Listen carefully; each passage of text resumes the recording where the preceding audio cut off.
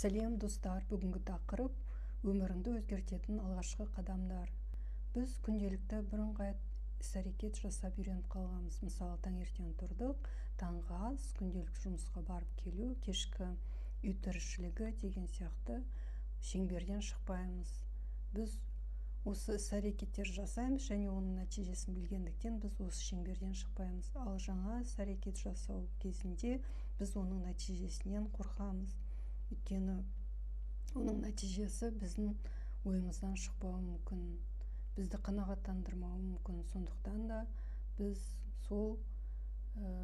осы шеңберден шығу үшін не істеуіміз керек? Біріншіден, ол мидағы шектеулерді анықтау. Мысалы, бір іс бастағыңыз келді, бір бизнеспен айналысқыңыз келді. Онымен айналысу үшін бізде мида шектеулер болады. Мысалы, мен ол істі бастасам не болады? Ісім жүрмей қалсашы деген мидағы шектеу.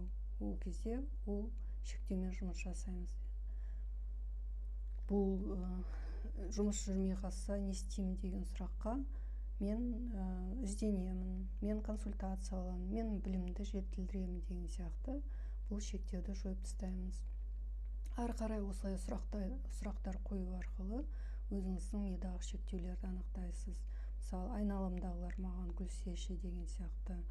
Онда айтасыз өзіңізге, менің айналымдағы адамдардың пікірлері мені қатты қобалжытпайды, мен ол пікірлерге тәуелді емеспін деген сияқты. Осылай өзіңізге сұрақ қою арқылы мидағы шектеулерді тауып және онымен жұмыс жасайсыз. Екіншіден, ол мида жаңа нейрондық байланыстар түзеу. Ол, мысалы, өміріңізде жасамаған іс-әрекеттер жасау.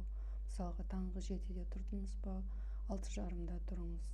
Таңғы жаттығу жасамадыңыз ба, жаттығу жасай бастаңыз.